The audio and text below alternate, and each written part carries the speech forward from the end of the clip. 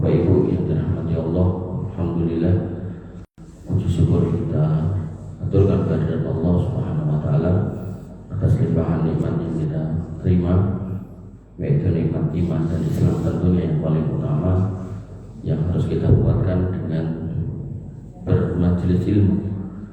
Dan di antara banyak pilihan, tentu majelis ilmu tentang akidah itu yang paling utama, baru kemudian diiringi selanjutnya sesuai dengan kebutuhan kita. Ketika kita sholat setiap hari, maka kita harus belajar fikih sholat. Ketika kita nanti puasa Ramadan, maka kita harus belajar lagi, buka lagi fikih puasa, agar kemudian kita bisa berkeyakinan dengan baik dan benar dan beribadah dengan baik dan benar. Bapak Ibu yang dirahmati Allah, pada pertemuan yang lalu saya sudah jelaskan tentang kemunculan orang-orang Khawarij, sampai dibahasakan yakhruju qaumun min qibalil masyriq, akan muncul sekelompok orang dari arah timur. Mereka membaca yaqra'una al-Qur'an la yujawizu taraqiyahu. Mereka membaca Al-Quran tapi tidak melewati tenggorokannya. Dan memang dari arah sana, dari arah timur Madinah itu, dari arah Irak, dari arah Iran, banyak orang-orang yang berkeyakinan keras dalam agama ini, bahkan tidak sesuai dengan apa yang dipraktekkan oleh Rasul dan para sahabatnya. Sampai kalau saya gambarkan itu, ketika proses revolusi Suriah itu sudah hampir menang, tiba-tiba muncul orang ISIS yang menyodorkan imam mereka, yaitu Abu Bakar al-Baghdadi, yang kemudian dibaiat. Lalu mereka mengkafirkan kelompok atau faksi yang melawan pemerintah Suriah yang tidak berbaiat, dikafirkan. Sehingga saya gambarkan, saya lihat sendiri videonya waktu itu orang brewokan kayak saya, gorok orang brewokan gitu. Jadi itu benar-benar mengerikan. Padahal musuhnya sama, gitu. Yaitu pada waktu itu revolusi melawan Presiden Bashar Assad yang berideologi Syiah Nusairiyah, gitu. Padahal ya namanya orang Islam, gitu, saudara kita. Makanya saya ada brosur pesantren mahasiswa pernah saya kirimkan ke salah satu teman gitu. Terus ketemu sekian hari atau sekian minggu kemudian, terus bilang, "Mas, jadi ada sing pengen melu kowe." Nah, terus kok ora kontak aku. Tapi wonge kamu beda ora kaya kowe. Maksudnya wonge NU. Nah, NU memang apa NU gitu. Wih, wong Islam aku gitu. Artinya saya sama teman-teman ini enggak pernah kemudian yang NU nggak bisa masuk. Ada yang NU pakai setiap hari pakai peci tulisannya NU, gitu. Ada yang Muhammadiyah, ada yang mungkin dulu datang ya nggak sholat gitu kan. Maka semua saudara kita, Pak. Ya, jadi walaupun memang secara fikih, secara keyakinan, gitu kan, secara beribadah mungkin berbeda dengan kita, gitu. Tapi mereka Muslim. Dan kita harus memberikan udzur. Hatta ketika saya mencontohkan bagaimana Habib-habib itu mengajarkan hal-hal yang gak baik, itu ya tetap orang Islam gitu. Soal kemudian nanti keyakinannya rusak, seperti apa rusaknya, ya mereka bertanggung jawab di sisi Allah Subhanahu wa taala. Artinya kalau kita ketemu orang kafir yang butuh pertolongan aja kita suruh nolong, apalagi jangan orang kafir. Kita ketemu anjing aja loh butuh pertolongan, kita suruh nulung gitu kan. Apalagi orang manusia yang kafir, lebih lagi manusia yang Muslim gitu kan. Maka kita tolong. Jangan kemudian kita tanpa sadar punya prinsip hidup mirip kayak orang Khawarij. Lagi betul pengajian itu suka serawung, bahkan ketika kita disikapi gitu kita nggak boleh balas. Misalnya dengan ada tetangga LDI yang mempraktekkan sikap-sikap seperti itu, nggak mau serawung, bahkan ketika dengan tas KPM itu kumbah meneh, gitu. Jangan dengan balas dengan sikap yang sama, karena memang nggak seperti itu Islam. Islam itu harus kemudian bisa saling menghormati, saling menjaga, karena kita semua nanti akan diminta pertanggungjawaban tentang urusan kita dengan orang-orang di sekitar kita. Hatta Ibnu Umar ketika nyembelih kambing pun beliau kemudian bertanya kepada pembantu rumah tangganya, tonggoku sing Yahudi suka ibu. Itu menunjukkan sikap bagaimana orang Islam pun juga boleh berbuat baik sama orang kafir, apalagi sama orang Islam. Nah, adapun nanti dalam bab dakwah, ini lain ceritanya. Dalam bab dakwah ini maksudnya ya, misalnya dengan ada tonggo, gitu, betina yang omahe mentem, gitu kan, mereka musik banter-banteran, gitu kan, dengan nilai pisang pindu, gitu, gak gelem. Nah, setelah itu dengan nengke karena memang dia sudah tidak menghargai kita, itu lain cerita. Tapi secara umum kita diminta untuk bersikap baik kepada siapapun, bahkan ketika berbeda pengajian sekalipun mereka tetap saudara kita, dan kita memberi udur, barangkali mereka jahil dalam hal itu sehingga perlu disentuh dengan dakwah. Maka Nabi mengatakan tahabu, ketika dengan punya sasaran target yang pengen dirubah, misalnya tetangga sebelah rumah, depan rumah, kanan kiri rumah, maka kata Nabi beri hadiah. Ketika dengan beri hadiah timbul cinta, ketika timbul cinta bisa dijak ngomong, tapi nek ratau ngekei apa-apa, sekali-kali ini ngomong sholat gitu, padahal dia tahunan ratau sholat, ya akhirnya ya rame tenan gitu kan. Makanya butuh proses itu.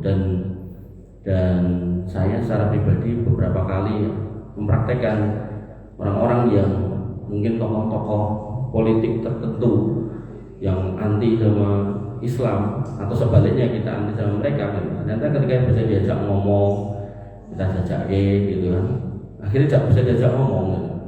Terakhirnya cuma jawab bahasa ini, Mas, ternyata mau modelan koyo aku iso ngomong karo modelan koyo kowe to. Nah, itu loh Bang. Jadi kita itu sama manusia itu masih bisa berbicara, dan dalam konteks dakwah ya, di situ ada seninya bagaimana kita bisa mendekati orang-orang yang mungkin kesannya anti sama Islam, tapi sebenarnya secara fitrahnya masih ada Islamnya. Sampai tadi saya ketemu sama sekretaris kantor saya itu, Mas, pemantauan gue jadwal, pripun. Engko sing lanang-lanang kuwi kon ngekei kajian raketan 7 menit atau 5 menit. Terus ibu itu bertanya sama saya, Pak, kayak Islam atau Kristen ya? Loh, kok jenengan kan kurang ngerti kok. Ini kok Islam Bu gitu ya. Nah kan jenengan kan terus garwane yang kudung. Bojone kudungan Mas, tapi Bapak Islam atau Kristen? Islam, padahal udah serawung lama, jadi nggak ngerti gitu. Makanya jangan sampai kita seperti itu ya. Artinya kita tetangga kita seperti apa, kita serawungi dengan baik gitu kan. Bahkan orang Jawa kan punya prinsip nopo pager mangkok luwih bakoh timbang pager tembok gitu kan. Di situ kita aplikasikan bagaimana kita menjadi orang Islam dan Jawa gitu kan. Nggak apa-apa, Islam dan Jawa itu bisa ditemukan, bisa ditemukan, bisa dikompromikan selama tidak bertentangan dengan keyakinannya. Kalau cuma soal toleransi, soal serawung itu sangat bisa gitu, karena memang Islam itu ya rohnya dari situ gitu. Bapak Ibu yang dirahmati oleh Allah Subhanahu wa taala. Jadi hati-hati gitu. Jadi kita bisa mengatakan sikai kuaret, tapi jangan sampai nanti tanpa sadar kita sendiri ya koyo ngono gitu kan. Contohnya mau lho kalau kayak brosur karo kula sebarno saya dari kuwi menungso Islam bilang nanti nek pas gabung gelem salat, gelem dikongkon manut pun mboten napa-napa. Jawabane ki wong NU Mas, menapa NU gitu ya. Enggak apa-apa gitu kan. Jadi mereka tetap saudara kita sesama muslim. Bapak Ibu yang dirahmati oleh Allah Subhanahu wa taala. Kemudian bahwasanya mereka akan keluar dari arah Syam dan Irak. Innahu kharijun khillatan baina Syam wal Irak. Dajjal keluar di daerah antara Syam dan Irak, yaitu Iran. Jadi memiliki Saudi, dan memiliki Syam, dan memiliki Irak, memiliki Iran. Antara Irak, Syam. Dia muncul di sini Khurasan. Jadi dia menuju Madinah dulu, nggak bisa masuk, diusir, lanjut ke arah sana, jalan sana. Sepanjang jalan menunjukkan kehebatannya. Tentu kehebatan yang dikehendaki Allah. Dan banyak orang terfitnah ngikut. Sekali lagi saya ulangi, dari kalangan wanita, Yahudi, kemudian orang-orang yang biasa mempertuhankan manusia. Sinten niku? Nah, ini kan saged ningali to kalau ada orang sujud, rukuk, napa? Enak patung bentuknya wong atau mungkin bahkan kewan, udah kalau muncul dajjal mesti ngikut. Makanya dulu ada di India itu Sai Baba itu wonge ya muka-muka India nih kalau putih sidik tapi rambutnya keribu kayak kringin nih kok lamine oren. Terus mbuh pripun ceritane jadi dhek niku nek duroko kantong niku iso ngetok emas, terus keng lambine niku ngetok emas, yo sok kalung sok cincin gitu niku. Wah niku sing nyembah biya katene. Bahkan orang dari mana-mana ke situ.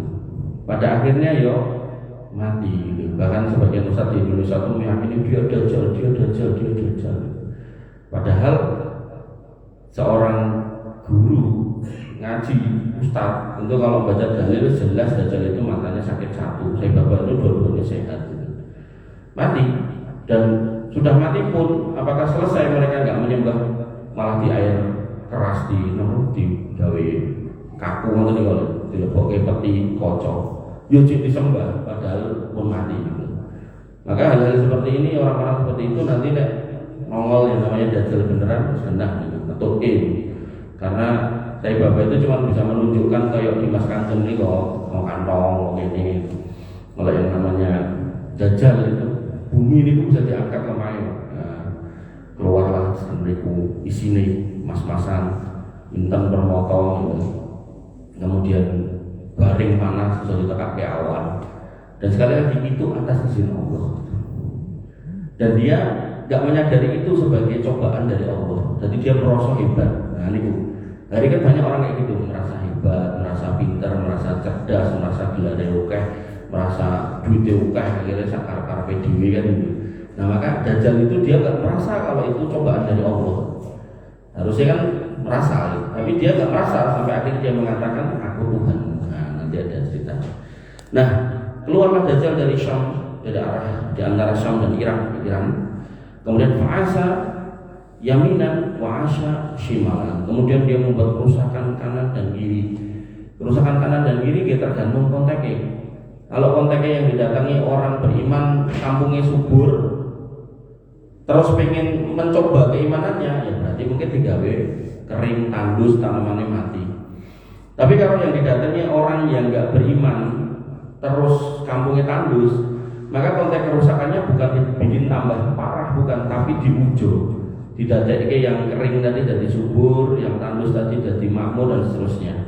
Yang nggak ada airnya didatangkan air. Maka kerusakan di sini maknanya bisa secara dohir maupun secara batin, bisa bermakna secara fisik maupun secara akidah. Makanya harus hati-hati. Seperti yang sering saya contohkan, kode-kode duit, itu kalau duit nggak halal, ya otomatis haram walaupun duit duit serangan fajar, duit korupsi, duit macam-macam itulah suap gitu kan. Termasuk ketika kita dipegangi amanah oleh masyarakat dari RT, RW gitu kan, nitil gitu, itu terangsal ya. Kemudian ya ibadallah fasbutu, wahai hamba Allah teguhkan iman.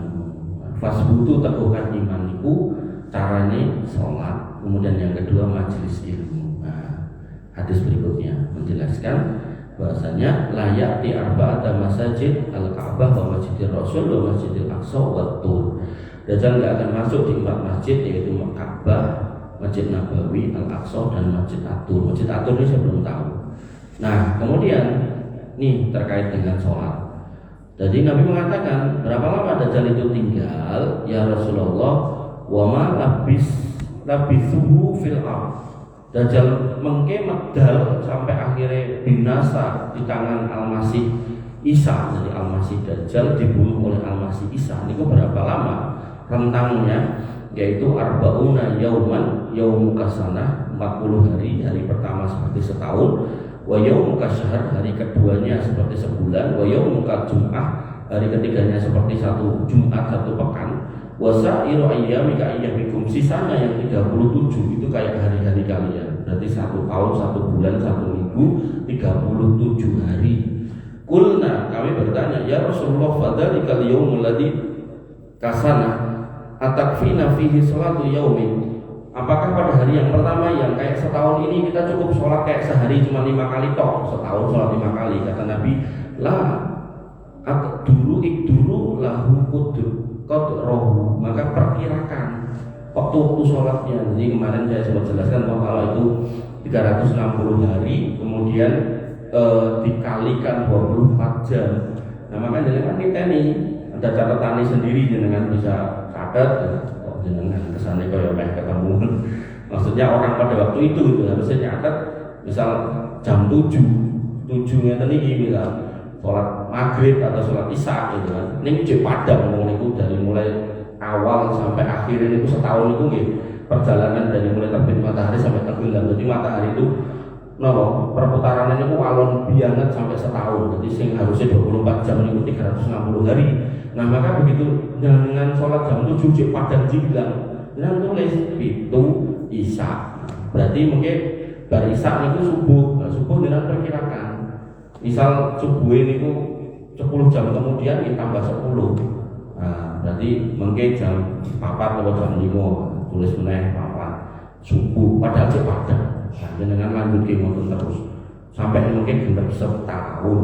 Nah, setahun satu hari keduanya itu seperti sebulan. Nah, berarti sebulan dalam waktu satu hari satu malam niku berarti dengan kudu sholat 5 ping 30 150 kali dengan perkirakan ngoten melih ngangge jam niku melih.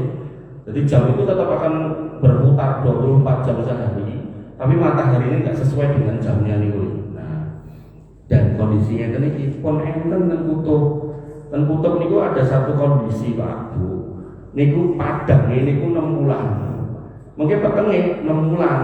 Lah nek wong kosong ngetutke padang dan petenge, alah ya wis matek sahur itu. Bukannya kapan 6 bulan kas ya mati lah. Nah, otomatis harus diperkirakan ngoten niku. Biasanya puasa misal 12 jam atau 14 jam ya udah. Jadi begitu sahur 12 jam kemudian buka. Nek ten mriki nggih cara kacek-kacek sejam 2 jam kali daerah timur atau daerah barat, kita termasuk di barat ya. Jadi dari timur kacek 2 jam ya, kita menyesuaikan waktu masing-masing karena niku jaraknya enggak terlalu jauh. Apalagi dengan kalau misal umroh atau haji, itu kan marani matahari mriko. Jadi mungkin poso dengan tambah dawa, ya tetap melu sing dituju. Jangan kemudian kan kijine jam yang ini wis buka nang Indonesia, ngoten nggih melu mriko. Tapi nek kemudian dengan yang panjang banget tadi sampai 6 bulan gitu, nah itu bisa diperkirakan, ngoten nggih. Makanya tadi di depan saya bilang cara mempertahankan iman itu nggih salat, majelis ilmu. Makanya yang tadi pun format pun bagus dengan bab sholat, jemeneng sekedap, sejam langkung sekedip atau kurang lah, nuntut ilmu. Nuntut ilmu apa yang monggo, apapun yang kita butuhkan, apakah akidah, apakah fikih, apakah apa ya. Yang jelas disitulah kemudian kita akan menjaga keimanan kita.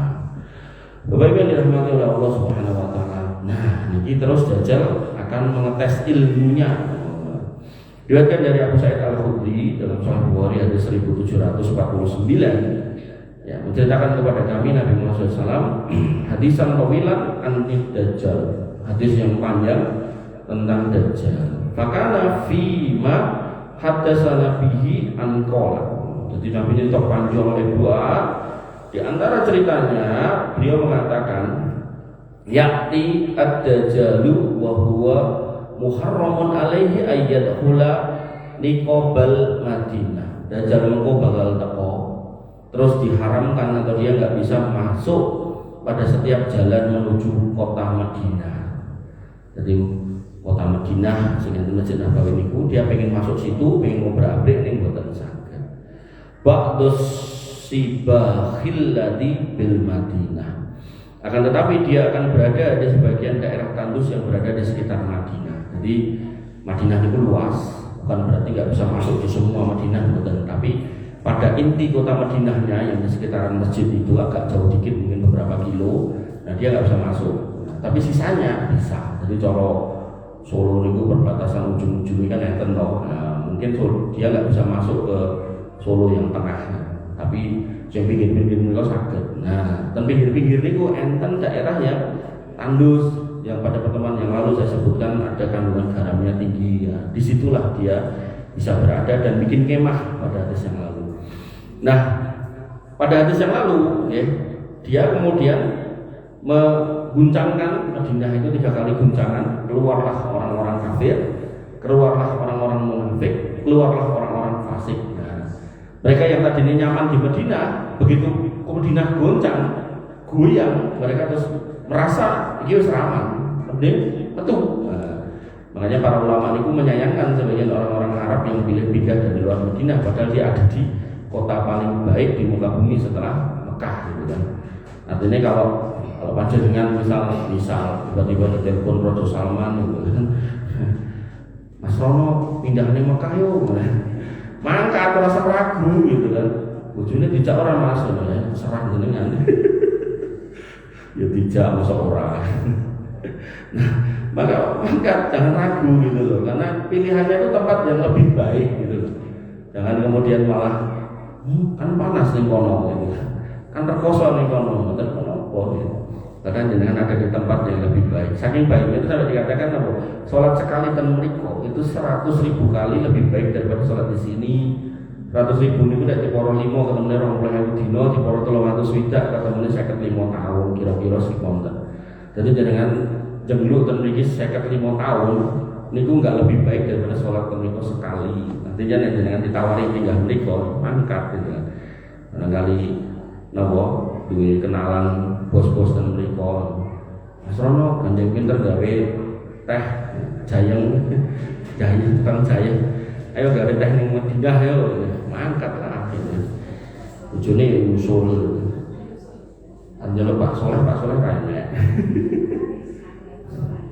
enak Ibu Soleh. Nah, dan kemudian begitu sudah keluar orang kafir, orang munafik dan orang fasik, fayakhruju ilaihi yauma idzin rajulun wa huwa khairun nas au min khairin nas.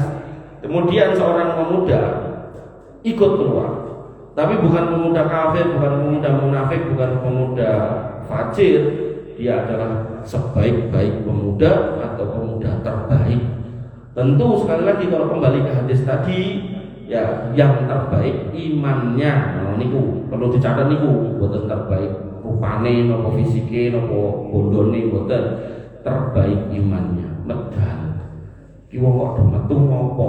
Madinah goyang, dia sabar niku. Kok wong do metu penasaran. Deloklah si Dajjal niku.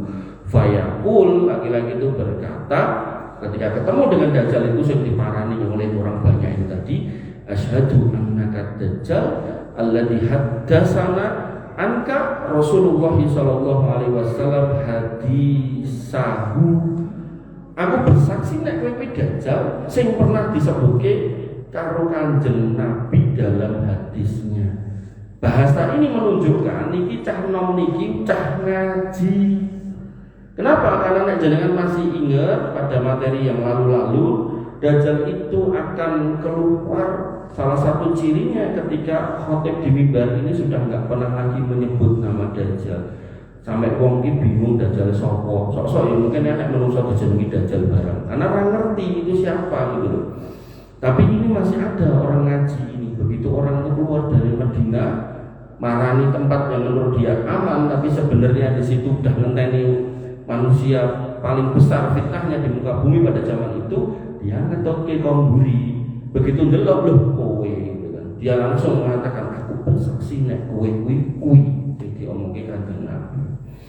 Dan ini benar-benar butuh iman yang kuat, mental yang kuat gitu. Gak cuma fisik tok gitu. Fisik tok ora ndek iman udah banyak cerita gitu kan. Nggih.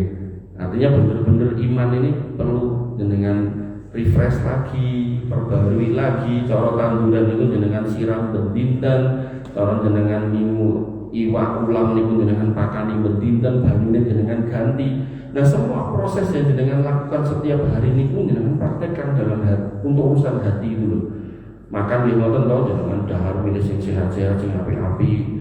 Mungkin nek boten saged bucal geger golek ngapa kates segala macam karena nanti jadi penyakit. Nah, itu juga harus kita praktekkan dalam masalah menjaga iman itu. Wah, aku mau ketemu kanca SMA cerita sing ora-ora istighfar sing akeh. Ngoten aku biyen pernah ketemu kae gitu kan, malah diajak gibah wong sak RT gitu. Jangan perbaiki lagi.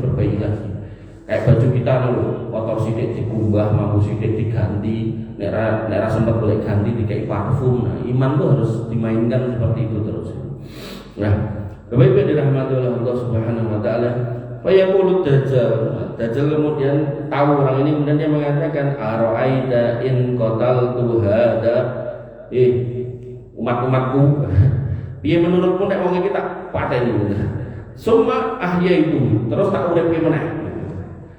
Hal rasukuna fil amri, kira-kira kamu masih ragu enggak nek aku kuwi Tuhan? Jadi sudah tawarannya sudah mengerikan. Nek tak pateni, tak uripke, kowe ragu ora? Kalau zaman Fir'aun dulu dia melakukan gitu, tapi pada orang kembar ditekake wonge loro, sing siji dijeleke, yang satu dibunuh, mati lalu jenazahnya dibuang atau disingkirkan, yang kembarannya didatangkan. Jadi dia benar-benar nggak bisa hidupkan orang, cuman ngaku-ngaku. Nah, tapi dalam kasus Dajjal orangnya satu, sing beleh nggih satu, alatnya nggih mboten diganti. Jadi Dajjal ora terus ijol lading napa-napa aja pedang mboten nggih sami gitu. Karena nggak disebutkan soal ijol mengijol. Fayaqulun, kemudian umatnya mengatakan, lah, enggak, kami pasti gak akan ragu, kami pasti akan beriman nek niku jenengan adalah Tuhan kami. Jadi bukan pendusta, tapi Tuhan kami.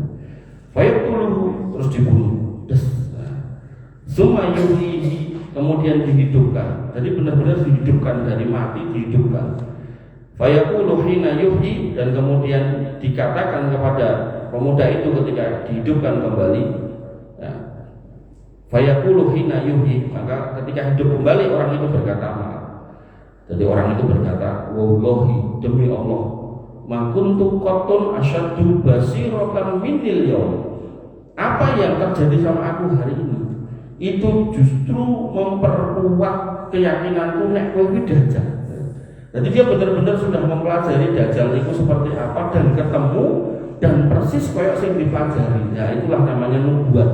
Jadi Nabi itu bercerita tentang sesuatu yang akan terjadi pada waktu itu belum terjadi, dan orang-orang nanti yang akan mendapati itu terjadi. Nah orang ini begitu mendapati ternyata kok nenggon hati saya mau dibelah diuripke terus ngingkari kok dibelah aku ya begitu bangun diuripke dihidupkan, loh ternyata aku ya berarti wis Dajjal tenan berarti. Regane aku sekolah hadis iku kaya ngono kuwi. Nah, orang yang bisa seperti itu ya orang yang ngaji gitu. Kalau nggak ngaji ya nggak ngerti gitu. Pemenang, nopo nggak ngaji banyak masalah malah melu di sana. Wah makmur aku urip ning kene. Nah, makanya kemarin ada ibu-ibu tuh tanya sama saya, ibu pun tinggi saya rada kesupen. Oh tentang kajian jahliyah ini. Jadi beliau punya teman umurnya udah 50-an tahun gitu kan, dan dulu katanya dari kecil itu sopo masjid bareng, TPA bareng, begitupun nom itu ya, adat dan masjid segala macam gitu kan. Tapi begitu sudah usia kepala 5 gitu kan, malah pilih murtad itu karena ya dia nggak menemukan keimanan yang baik dan benar itu seperti apa. Kemudian nggak lama dari situ meninggal. Makanya ya hidayah itu benar-benar harus jenengan minta, selain jenengan usahakan jenengan harus minta. Sama dengan rezeki ngoten, jenengan usahakan dengan kerja, tapi kemudian jenengan juga harus iringi dengan doa. Jodoh kita sama, jodoh selain diiringi dengan doa juga harus diikhtiarkan, diusahakan. Makanya nanti ada nabo biaya setri niku bola balik ketemu wong lanang megah, ora ketahu gelem ketemu gitu kan. Nah, terus ketika TKI, lah kowe kapan to sing nikah? Engko nek enek jodoh ilang iso ketemu. Kalau ditemu kita gelem kok piye gitu kan. Harusnya kan ditemoni sih, dijagoki. Oh, ternyata aku ora cocok, mergone mungkin wonge lemu atau mungkin aku ora cocok, mungkin mergo wonge kuru atau mungkin ora cocok, mungkin mergo wonge pesek. Nah, itu kan udah ada keadaan yang kita bisa menyebutkan kan ketemu ora gelem, kemudian napa pengen duwe bojo ditekoki engko lek payahe lah ketemu jodohne angel gitu nggih. Nah, maka di sini juga sama, begitu kemudian dia sudah ketemu dengan Dajjal dan dia mengatakan demi Allah aku tidak pernah lebih yakin kecuali hari ini, karena sing tak waca kedadian adalah aktor yang di hadis itu saya gitu. Fayaqulu Dajjal, dan Dajjal pun mengatakan uqtuluhu fala usallatu alaihi. Aqtuluhu fala usallatu alaihi. Aku akan membunuhnya dan dia melakukan lagi dengan pedang yang sama pada orang yang sama, tapi tidak bisa.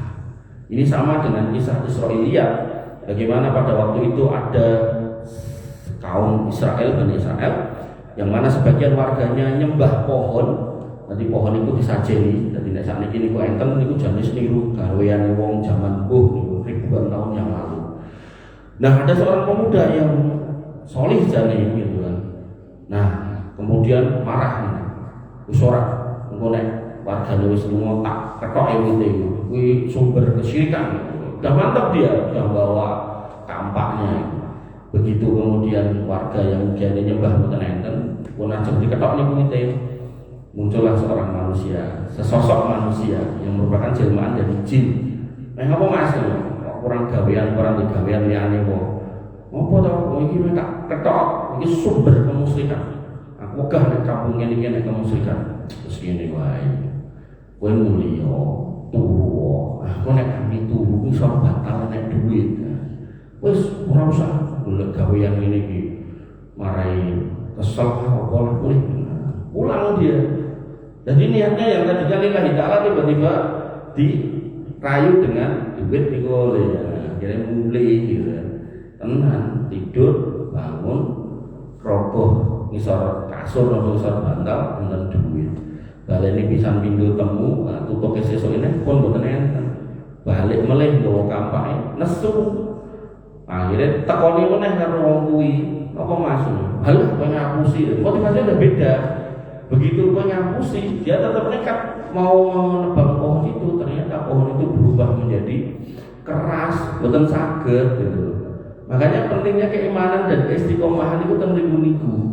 Jangan sampai kemudian nggih jenengan lagi digodho donya melipir gitu, ganti kulit alhamdulillah itu, ganti casing gitu kan. Maka jangan sampai seperti itu. Insya Allah pada setiap masalah niku enten solusinya, dengan catatan ya mau nopo istilahnya mengikhtiari dengan baik dan benar. Saya mungkin pernah cerita entah di mana nih. Jadi ada bapak ini lepas pengajian itu nanya, Mas aku pengen ketemu. Yang nanya apa toh? Terus rumah tangga ruwet banget. Akhirnya kalau temoni sih nggak cerita. Bar subuh, kalau tercegat dan masjid, bar subuh, kalau temoni nanti terbit fajar, nanti jam 6-an, berarti pun padang. Niku ya ini jalur piyambakan ya, garwa putrane kalih setri, garwa setri, putu kalih setri. Dadi saomah niku wong 6, lanange siji tok niku. Pun sepuh 70-an tahun. Terus kerja dadi kuli bangunan. Tadi dia cerita kali kula, aku jane pengen leren Mas, leren muyak dunya tapi ra iso mergo jadi masalah iki ceritane macam-macam. Terus kan rumah niku kula ngobrol lumayan mboten gede. Jadi begitu ngobrol niku kula enteni ndi keluarga yang diceritakan ini mana. Sampai kula ngene awalnya Mbak Tian terus kula tok ya, Pak. Dengan terus enten putra putu sing ten mriki. Niku ket wau nganti sakniki niku kok kula mboten ningali nggih, ten pundi ya. Mas turu Mas. Lah, Mas jenengan di masalah sak monten oke, kula mencoba untuk memberikan solusi. Rakyatan orang bakal ngerampungi kabeh niku kan mboten ngilongi. Ning jenengan dhewe tidak menghadirkan solusi lho. Nah maksudnya pripun Pak? Wong kan Qur'ane jelas kok wasta'inu besok beri wasolah kok. Njaluk tulung iki nganggo sabar terus salat. Ini jamiah ini terus dibuka putrane putune salat terus piye Pak? Artinya apa gunanya omongan saya ketika jenengan tidak kemudian menghadirkan solusi sendiri di rumah jenengan gitu kan. Artinya ketika kita punya masalah gini kok sabar sholat donga. Dari donga itulah insya Allah jenengan akan didatangkan orang yang bisa menyelesaikan masalah atau orang yang bantu, atau mungkin jenengan dikasih ilham bagaimana caranya menyelesaikan masalah niku. Tapi dia harus niku diyakini gitu. Makanya kan ini dengan penuh keyakinan pemuda itu menantang Dajjal dan mengatakan berulang-ulang bahkan ketika mau disembelih dia trimo, begitu kemudian diuripke dia makin yakin, begitu dibaleni meneh kali Dajjal mboten saged. Nah, itulah tabiat orang beriman. Nanti bahkan ketika pangan itu larang banget, angel banget sampai mulai pangan susah banget gitu kan. Maka orang-orang beriman nanti di hadis yang lain itu tinggal takbir, tahlil, tahmid. Niku terus petangnya rasa galuwe gitu. Makanya apa ya istilahnya? Ya itulah kuasa Allah Subhanahu wa taala gitu. Tapi penuh keyakinan dan penuh kesabaran. Nah, maka itu hal-hal yang di luar nalar yang pasti akan terjadi kalau kita menggunakan keimanan. Kemudian dalam Sahih Muslim, kalau tadi Sahih Bukhari, hadis nomor 5230, Nabi Sa'id Al-Khudri dari Abu Sa'id Al-Khudri qala, dia berkata, qala Rasulullah SAW bersabda, yang rujud dajjal fayatawajjahu kibalahu rajulun minal mu'minin. Dajjal akan keluar, lalu ada seorang laki-laki dari kalangan orang beriman yang mendatanginya. Dan sudah dibahasakan orang beriman. Makanya tadi yang keluar dari kalangan orang kafir, orang munafik, orang fasik, niku mau metu tok ning melu. Nek sing orang beriman metu nemoni, ngejak diskusi, ngejak adu argumen. Fatalaqahul masalihu. Dia dihadapkan oleh pasukan bersenjatanya Dajjal, masalihu Dajjal. Jadi Dajjal itu pun punya pasukan bersenjata. Sudah punya angkatan bersenjata. Fayaquluna lahu, kemudian dicegat tuh laki-laki itu, aina ta'midu, meh ning ndi. Fayaqul, orang itu mengatakan, a'midu ila hadzal ladzi kharaja. Aku meh nemoni wong sing metu iki lho, sing lagi mbok bela lagi dadi bosmu iki lho. Fayaquluna lahu, mereka para pasukan bersenjata mengatakan, awa ma tu'minu bi rabbina, bahasa jadi itu. Kowe meh nemoni lah, kowe iki iman ora karo Rob kami. Bahasanya udah Rob kami, bukan bos kami, Rob kami. Jadi mereka udah nyata-nyata join, dan joinnya juga enggak cuma sebagai anak buah, tapi lebih kepada sebagai manusia yang menghamba kepada manusia. Jadi sudah mempertuhankan. Kemudian fayaqul, dia berkata lagi orang ini, ma bi rabbina khafaqun. Dia menjawab, tidak ada keraguan pada Tuhanku. Jadi ini bermain retorika. Dia menggunakan kalimat bahwasanya kowe ra iman karo Tuhanku. Dia jawab, aku gak ragu karo Tuhanku. Jadi bahasanya sama nih.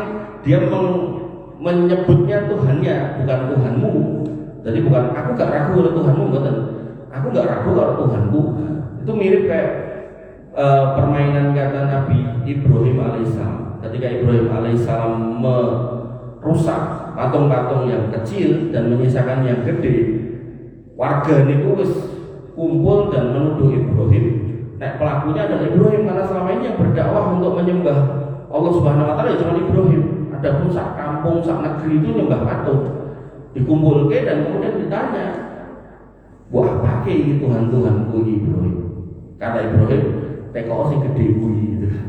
Kan jeneng kono sing gede, bahkan kampakan itu dikalungke ten gulune patung sing gede niku. Kemudian mereka terus ngomong, iki gak iso ngopo-ngopo, ngopo kok bawa tekok kono, ora mungkin lah dijawab. Nah, Ibrahim di situ sudah menang sebenarnya, tapi ya namanya orang fanatik ya. Itu wis kebenaran di depan mata gak bisa diterima. Makanya kemarin atau kemarinnya yang lalu, minggu yang lalunya lagi saya jelaskan tentang fenomena Habib itu kan. Nah, bagaimana kemudian orang-orang yang fanatik ya, buat piye kita jelaskan ya, ungel karena itu sudah mendarah daging. Tapi apakah kita berhenti menjelaskan? Tidak. Paling boten saya jelaskan ke panjenengan biar panjenengan nggak terjerumus ke sana. Pemimpin dirahmati oleh Allah Subhanahu Wa Taala. Kemudian dia menjawab seperti itu. Nah, ternyata anak buah Dajjal ini boten orang bodoh, wong pintar.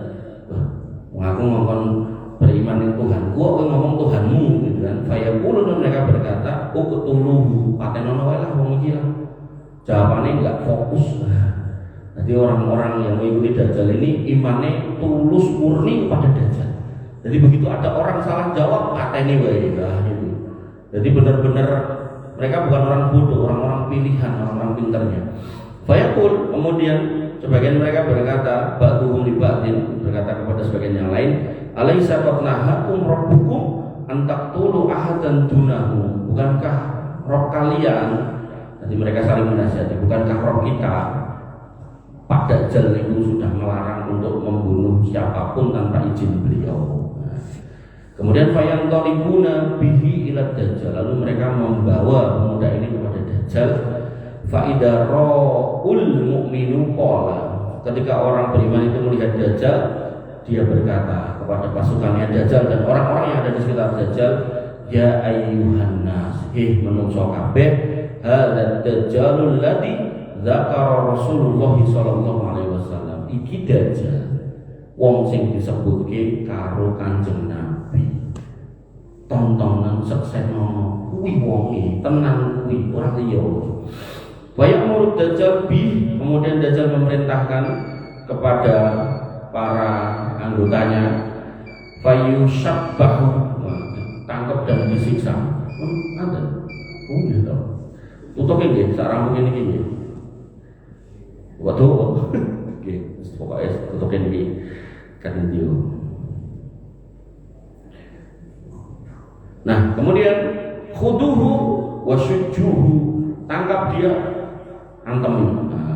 Fayusha'u dhahruhu wa batnuhu darban, lalu dia dipukuli habis-habisan di perut dan punggungnya.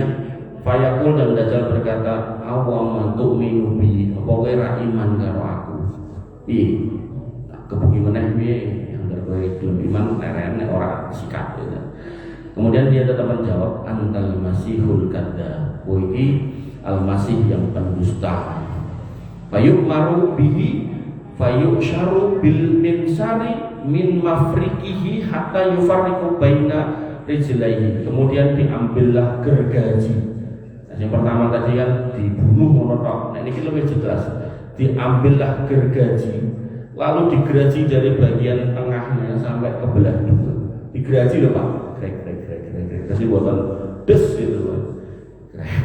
Grek. Tapi kalau digeraji ini rasanya terus dipun. Semua yang si Dajjal bainal ata ini, jadi begitu sudah terbelah dua grek, yang Dajjal melakukan mengenai menunjukkan naik itu mati gitu. Semua yang lahu, kemudian Dajjal berkata kepadanya setelah melewati, kum fayastawi iman. Berarti begitu niki dilewati menika, Dajjal ngagetan dulu terus ngomong tangiyo, gantuk meneh tak gitu. Terus tangi melih. Semua yang lahu, kemudian Dajjal ngomong meneh, atuk minu bibi, saiki kowe iman ora? Mau kowe urip tak gaji, tak lewati, terus tak gugah tangi iman ra.